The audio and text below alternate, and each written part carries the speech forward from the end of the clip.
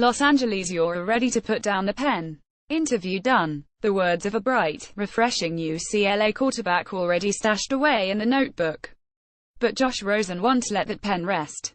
"I really want you to write this," the Bruins' sophomore quarterback said.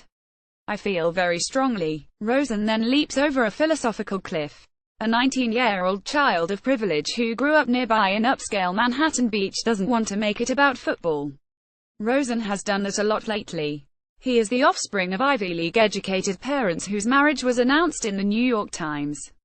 Charles Rosen is a noted orthopedic surgeon. Liz Lippincott is the great-great-granddaughter of Joseph Wharton, who founded the Wharton School at Penn. No wonder their son has worldviews shaped beyond the practice field. "It's absolutely too much to be considered an amateur sport," Rosen said of college football last month in a sit-down interview at Pauley Pavilion. "I love Coach Mora to death, but if they want to call it an amateur sport, hire amateur coaches, don't have TV deals, don't have 100,000 people in the stands, and don't sell tickets." Rosen's views are not exactly unique. The surprise is they are so informed and shared by those who have critiqued the system for decades. As the child of privilege, Rosen wants to use his advantages to change the system after football. For now, all he can do is talk.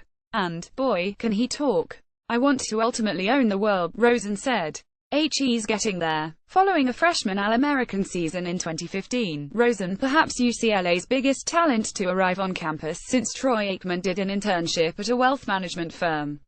His dream one day is to be head of a venture capital company in New York City. But first he has to win, because like it or not his off-field platform shrinks with every loss. The Bruins head to BYU this week at 11. The irony is obvious. An outspoken left-host kid going to buttoned-up Provo, Utah, trying to own the world. A win over the Cougars would suffice for the moment. "You've got to dream big," Rosen said plainly. "In order to do that, you need to win." He frankly doesn't care about those who criticize a mere 19-year-old for having such deep thoughts. Rosen speaks out about teammates who can't afford rent even with cost of attendance stipends. He says absolutely too much time is spent on football and not enough is left to take care of our studies. "I have connections that will do me well in life," Rosen said. "I will be okay without football. I want to fight for the people who won't be okay. They're the ones who are going to be screwed in life because they're the ones who are living in a team room because they can't make a security deposit. I'm going to actively fight for players' rights. Not while I'm in college. I'm always going to keep a consistent track record of what I believe in. But I don't have the clout or the means. I have the voice. I want to win a national championship, and I want to incite change." UCLA and Mora may not fully embrace it, but don't you want strong convictions out of your quarterback? The Bruins were picked by some to win the Pac-12 South at least in 2016. If that happens, Rosen is going to have to be a transformative player on the field too. Can you imagine the platform if Rosen gets to the Pac-12 title game and a New Year's Six Bowl?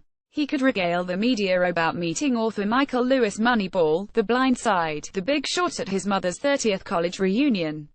He could explain why such an articulate student-athlete isn't exactly a fan of the written word. "I'm actually not that big a fan of reading," Rosen said. "I'm just trying to force myself." He could explain how superstar satirists Stephen Colbert and Jon Stewart are geniuses. Like his parents, he could have gone to an Ivy League school, but I wouldn't be able to go from UCLA to Harvard. The lights are too bright. The crowds are too large. The attention is just right. Here, in this media market that listens, he can get his point across. People say, "You're just being an ignorant rich kid," Rosen explained.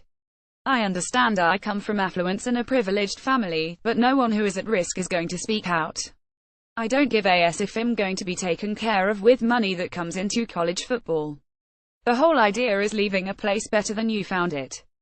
A large part of those prognostications were based on Rosen taking the next step. So far this season, he is average.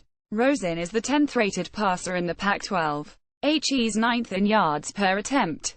He threw 3 interceptions in the opener at Texas A&M. Rosen's dream of a national championship this year may already be over. The offense is missing 7 players who were drafted by the NFL. The leading rusher is gone along with almost all the receiver depth. While Rosen's career looks promising on all fronts, UCLA is only 96 since he arrived. And if his coach disapproves of his quarterback's views, hyperbole cuts both ways. In July, Mora said Rosen would have been the best quarterback in the 2016 NFL Draft. No pressure there. I'm exactly what the NCAA sees in a student athlete, someone who understands what they're getting, Rosen said. And yet, in the same sentence, he can make NCAA President Mark Emmert wince. We're not going to say slave labor, but it's almost like indentured servitude, Rosen added. I'm going to be okay. I want to fight for those who won't be okay. I see it every day with these kids who are underprivileged. Rosen can see through her system that labels itself non-profit for tax purposes. He criticized UCLA in May after it signed what was reported to be the biggest apparel deal in college history, $280 million with Under Armour. I get called on the phone, I don't want to say who. The person said, "Do you have any idea what we're doing for you?" Rosen said, "Okay, then take 0.1% of that money and give to the families who are on food stamps on our team." Rosen believes the inequities will eventually lead to a semi-pro league that affiliates with university. A We That Far Away from UCLA brought to you by Toyota. You are an employee of a team, he theorized. You are a professional football player who goes to the university. That's not an original idea either, but it is a bold one from a teenager who must be heard. In this system, with every touchdown pass, his voice gets louder.